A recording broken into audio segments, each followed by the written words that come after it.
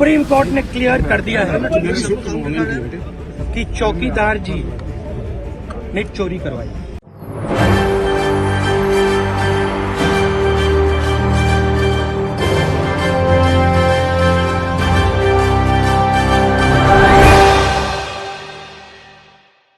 नमस्कार, मैं नाज़मीन खान और आप देख रहे हैं SPN 9 न्यूज़। कांग्रेस नेता राहुल गांधी की बात की जाए तो मोदी सर ने मामले में उन्हें 2 साल की सजा सूरत कोर्ट से सुनाई गई थी।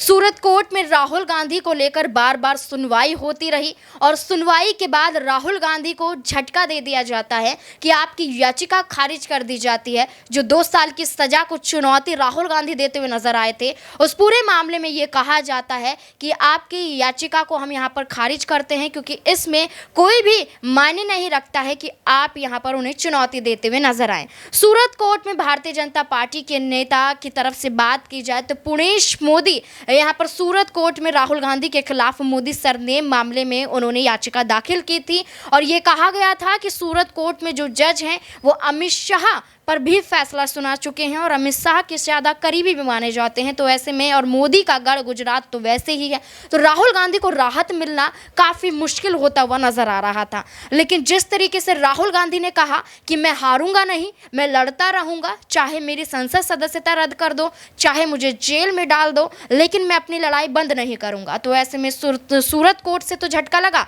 लेकिन गुजरात हाई कोर्ट राहुल गांधी पहुंच जाते हैं और गुजरात हाई कोर्ट पहुंचने के बाद यहाँ पर देखा जाता है कि ये पूरा मामला यहाँ पर अब राहुल गांधी पर टिका हुआ है कि क्या यहाँ पर राहुल गांधी की जीत होती हुई नजर आएगी।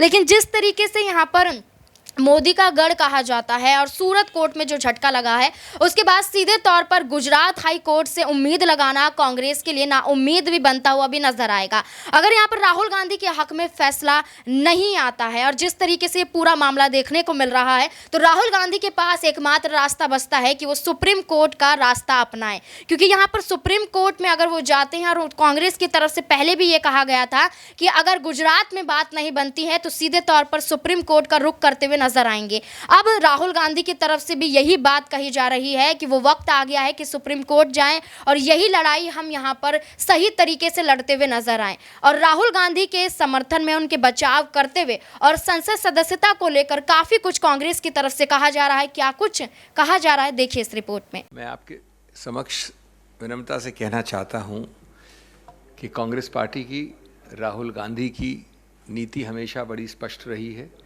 खुले रूप से आप जितना भी कोशिश कर लो, डराने की, धमकाने की, आवाज़ को रोकने की, झूठे केसेस फाइल करने की, उससे आवाज़ दबने वाली नहीं है। सामाजिक, आर्थिक, राजनीतिक जो जलते हुए मुद्दे हैं इस देश के, उनके विषय में श्री राहुल गांधी बोलते रहेंगे, आवाज़ उठाते रहेंगे। मैं जानता हूं कि ये निर्णय आया है एक 2009 की बेरोज़गारी, कीमतों की बढ़ोतरी के दौरान कहे हुए कुछ शब्दों की स्पीच दौरान।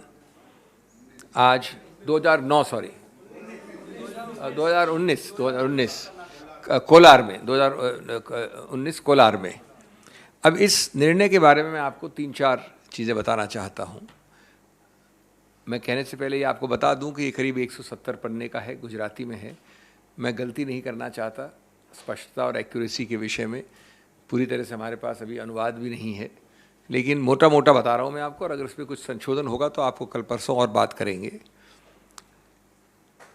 नंबर 1, मानहानि के विषय में एक सिद्धांत कानून का मूल सिद्धांत है, और वो ये है कि आपको किसी स्पष्ट व्यक्ति या स्पष्ट चीज़ के विषय में मानहानि करनी चाहिए, आरोपित रूप से कम।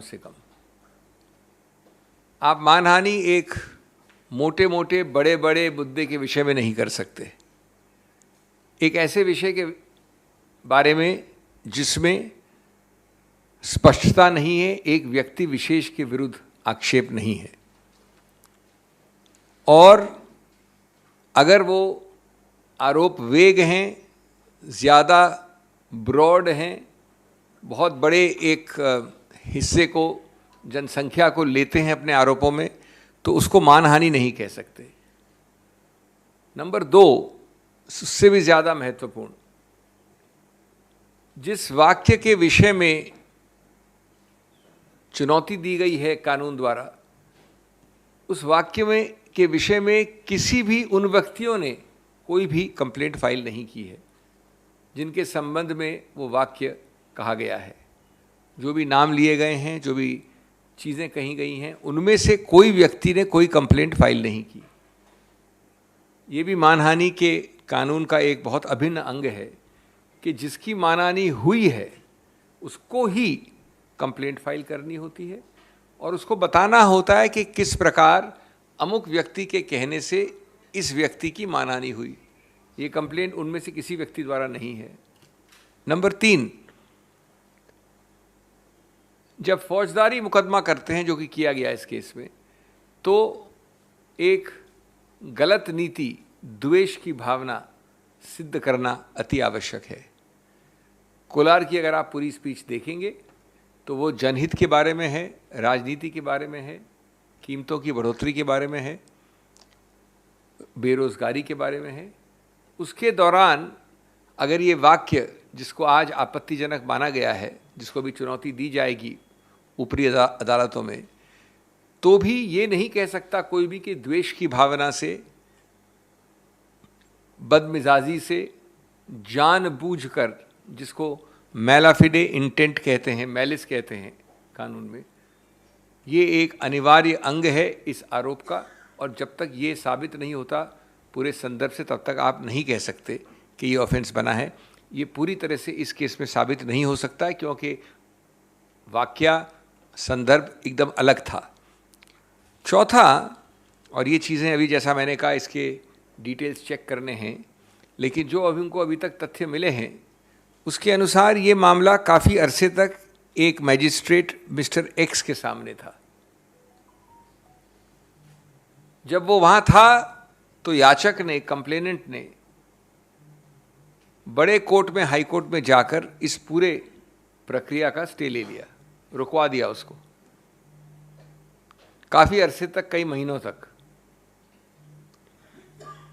जब उस व्यक्ति का स्थानांतरण हुआ या वो उस ओहदे से हट गए तो ये याचिका जो ऊपरी अदालत में डाली गई थी उसको विड्रॉ कर लिया गया और ये वापस नीचे आ गई एक भिन्न मैजिस्ट्रेट के सामने, जहां अभी आपको निर्णय अब आया है। तो इसकी तारीखें, इस प्रक्रिया को भी हम गौर से देखेंगे कि एक ठीक प्रकार से ये न्यायिक प्रक्रिया हुई है कि नहीं। लेकिन प्राथमिक दृष्टि से ये चौथा मुद्दा भी अत्यंत महत्वपूर्ण है। 5वां, एक प्रावधान है कानून में, उसको 202 कहते हैं। 202 विशेष रूप से बनाया गया उनके लिए कि अगर वारदात हुई कोलार में और आपने जाके त्रिवेंद्रम में कंप्लेंट फाइल कर दी, वारदात हुई कोलार में और आपने जाके श्रीनगर में कंप्लेंट फाइल कर दी, तो कोई भी मैजिस्ट्रेट उसकी शुरुआत करने से भी पहले, निर्णय तो बहुत बात की बात है, शुरुआत करने से भी पहले एक जांच करेगा कि ये पूरी तरह से आउट ऑफ जुरिस्डिक्शन है या जुरिस्डिक्शन के अंदर यानी अधिकार क्षेत्र के अंदर है कि नहीं है। 202 का इसमें सीधा उल्लंघन हुआ है। सूरत के मैजिस्ट्रेट ने जिस आसानी से इस मामले में आगे बढ़ोतरी की है और फिर निर्णय दिया है कोलार वाले वक्तव्य के विषय में, वो अत्यंत आपत्तिजनक है कानूनी रूप से और क्वेश्चनेबल है, जो कि और हम इसका विश्लेषण करेंगे। छठा, ये भी सुनने में आया है और जहाँ तक तथ्य हमारे पास हैं जिनको हम चेक करेंगे कि आप जानते हैं कि कन्विक्शन के बाद सेंटेंसिंग, दंड के लिए अलग से हियरिंग होनी पड़ती है। वो अलग से हियरिंग ज़रूर हुई, लेकिन 15-20 मिनट की हियरिंग के बाद जो सबसे ज़्यादा सेंटेंस हो सकता है वो दिया गया 2 वर्ष का। वो प्रक्रिया भी किस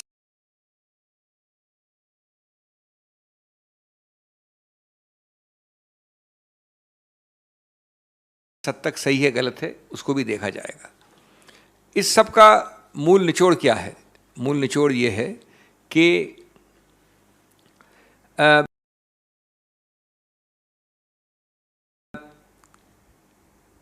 जानबूझकर